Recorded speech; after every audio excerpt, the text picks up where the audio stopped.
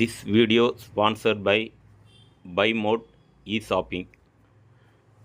ஆன்லைனில் பர்ச்சேஸ் பண்ண விரும்புகிறவங்க இந்த மொபைல் ஆப்ஸை யூஸ் பண்ணியும் பர்ச்சேஸ் பண்ணிக்கலாம். பொருள் எல்லாம் குவாலிட்டியாகவும் இருக்குது, விலை குறைவாகவும் இருக்குது. வணக்கம் friends, welcome to GSV VM Indians. இன்றைக்கி நம்ம சேனலில் காளான் கிரேவி எப்படி பண்ணலான்னு பார்க்கலாம். அதுக்கு நம்ம முதல்ல ஒரு சின்ன கடாயில் எண்ணெய் ஊற்றி, எண்ணெய் கொஞ்சம் சூடானதும் ஒரு பெரிய சைஸ் வெங்காயம் லைட்டாக வதங்கினா போதும். வெங்காயம் வதங்குறதுக்கு தேவையான உப்பு, ஒரு சின்ன துண்டு இஞ்சி, ஒரு இஞ்சி அளவு, ஒரு 5 பல்லு பூண்டு, இதையும் அந்த வெங்காயத்தோடு சேர்த்து வதக்கிக்கலாம். வெங்காயம் ஓரளவு வதங்கியாச்சு. இப்போ ஒரு பெரிய சைஸ் தக்காளியும் அதோடு சேர்த்து போட்டு வதக்கிக்கிடுவோம். வெங்காயம் தக்காளி நல்லா வதங்கணும்னு அவசியம் இல்லை, ஏன்னா நம்ம இதை அரைக்க தான் போகிறோம். இப்போ அது கூட ஸ்பைசஸ் சேர்த்துக்கலாம். 1 ஸ்பூன் கசகசா, 1 ஸ்பூன் சோம்பு, 1/2 ஸ்பூன் சீரகம், 1/2 ஸ்பூன் மிளகு, 2 துண்டு பட்டை, 2 ஏலக்காய், 2 கிராம்பு, இவ்வளோ போதும். இதையும் நம்ம அதோட போட்டு வதக்கிக்கணும்.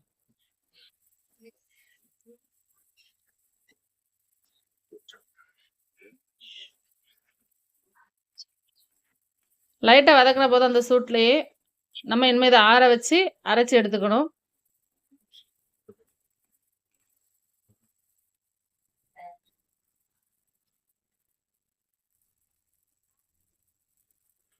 கடைசியாக ஒரு கொத்து கருவேப்பிலை, ஒரு கொஞ்சமாக கொத்தமல்லி, ஃபைனல் டச்சாக முடிச்சாச்சு.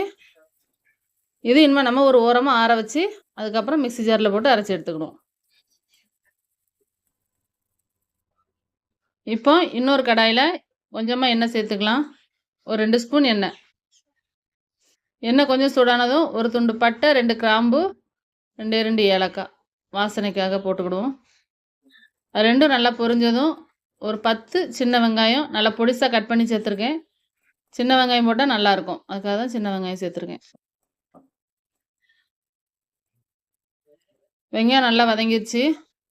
இப்போ நம்ம அரைச்ச விழுதை அதோட சேர்த்துப்போம்.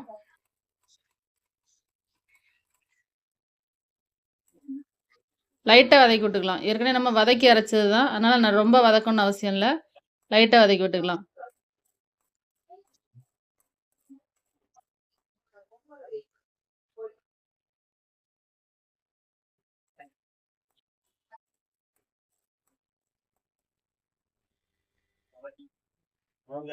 இப்போ இது கூட 2 ஸ்பூன் மல்லித்தூள், 2 ஸ்பூன் வத்தல் தூள், அது டேபிள் ஸ்பூன், வத்தல் தூள் டீஸ்பூன், அதை கணக்காக வச்சுக்கோங்க. 1/4 டீஸ்பூன் மஞ்சள் தூள் போதும். இதையும் நம்ம அந்த மசாலாவோட சேர்த்து எல்லாத்தையும் ஒன்றா சேரும்போது வதக்கிக்கலாம். இப்போ மசாலாவோட பச்சை வாசனை எல்லாம் நல்லா வதங்கிருச்சு, எல்லாமே போயிடுச்சு.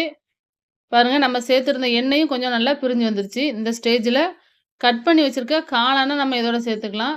காளானை இன்றைக்கி 4 துண்டாக நான் கட் பண்ணியிருக்கேன். நல்லா பெரிய சைஸ் காளான் தான், 200 கிராம் காளான் எடுத்திருக்கேன். அதுக்கான மெஷர்மெண்ட் தான் இதெல்லாம். நீங்களும் எவ்வளோ காளான் சேர்த்துருக்கீங்களோ அதுக்கு தக்கன அந்த பொருள்லாம் சேர்த்துக்கோங்க. இப்போ காளான் வந்து நம்ம கிரேவியோடு சேர்ந்து வரணும், அந்த அளவுக்கு நல்லா வதக்கி விட்டுக்கிடுவோம்.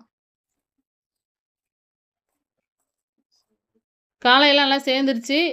இப்போ நம்ம அதுக்கு தேவையான தண்ணி மட்டும் ஊற்றி காளானை கொஞ்சம் வேக வச்சுக்கலாம். நான் இதில் மிக்ஸி ஜாரை கழுவின தண்ணியும் சேர்த்துருக்கேன். காளானும் அந்த மசாலா எல்லாம் சேர்ந்து நல்லா வெந்து வரட்டும்.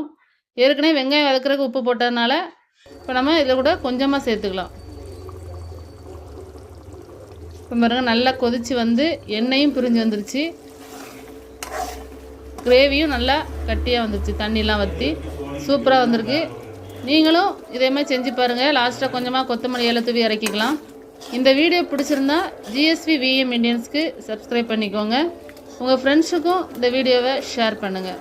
நீங்களும் இதே மாதிரி செஞ்சு பாருங்கள் ஃப்ரெண்ட்ஸ். செஞ்சுட்டு இந்த ரெசிபி எப்படி இருந்ததுன்னு கமெண்டில் சொல்லுங்கள். தேங்க்யூ.